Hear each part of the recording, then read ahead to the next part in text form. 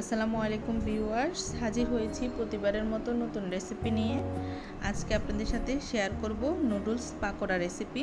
আমরা তো সবসময় নুডলস এমনিতে তৈরি করে থাকি, তবে এই পাকোড়া রেসিপিটা অনেক মজার।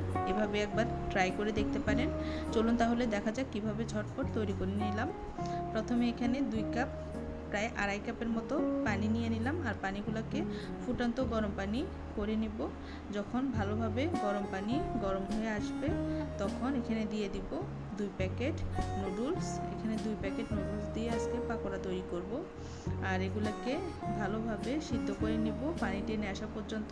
আর এমনভাবে পানি দিতে হবে যাতে করে নুডলসটা একেবারে এই পানিতে টেনে ফেলা যায়, যাতে করে পানি না ফেলা লাগে। আর এখানে দিয়ে দিব এখন 2টা প্যাকেট মশলা, নুডলসের মশলা দিয়ে দিলাম। এরপর একটু নেড়ে চেড়ে এগুলা ঠান্ডা হতে রেখে দিব একটা বলে নিয়ে ঠান্ডা করে নিয়েছি ভালোভাবে। এখন এক একে মশলা দিয়ে দিব পেঁয়াজ কুচি। এখানে বড় সাইজের 2টা পেঁয়াজ কুচি নিয়েছি। এখন দিয়ে দিব 2টা পেঁয়াজ কুচি। এরপর দিয়ে দিব কাঁচামরিচ। আপনারা এখানে কম বেশি কাঁচামরিচ ঝালের অনুযায়ী দিতে পারেন। এরপর দিয়ে দিব লবণ, 1/2 চা চামচ মরিচের গুঁড়া, 1/2 চা চামচ হলুদের গুঁড়া, 1/2 চা চামচ আদা রসুন বাটা, 1/2 চা চামচ।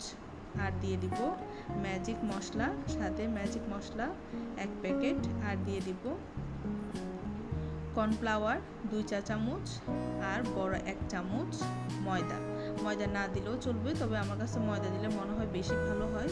আপনারা ময়দা ছাড়াও তৈরি করতে পারেন, তবে চেষ্টা করেন ময়দা দিলে আরও বেশি ভালো হয়। আমি এখানে তেমন একটা বেশি ময়দা দিই নাই, 1 চামচ পরিমাণ ময়দা দিয়েছি। এরপর এখানে দিয়ে দিলাম একটা ডিম দিয়ে ভালোভাবে সবগুলো উপকরণ মেখে নিব। তবে এটা খুব আলতো হাতে মাখতে হবে, একেবারে বেশি মাখা যাবে না বা মথা যাবে না। ঠিক এভাবে আমি আলতো হাতে সবগুলো মশলা ভালোভাবে নুডলসে মিশিয়ে নিলাম। এরপর এটাকে একটা সাইডে রেখে চুলায় একটা প্যান বসিয়ে দিব, তাতে দিয়ে দিব তেল। এখানে ডুবো তেলে ভাজতে হবে, তাই তেলের পরিমাণটা বাড়িয়ে দিলাম। তেলটা যখন হালকা গরম হয়ে আসবে তখন দিয়ে দিব পাকোড়া।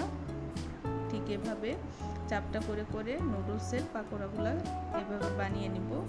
প্রথমে একটু করে পাকোড়ার অংশ নিয়ে ঠিক এভাবে গোল করে চাপটা করে দিচ্ছি। আপনারা চাইলে এটা গোল গোল বলের মতো করেও তৈরি করতে পারেন, তবে সবচেয়ে ভালো হয় যদি এরকম চ্যাপটা করে তৈরি করা যায়, তাহলে সবচেয়ে বেশি মজা হয়।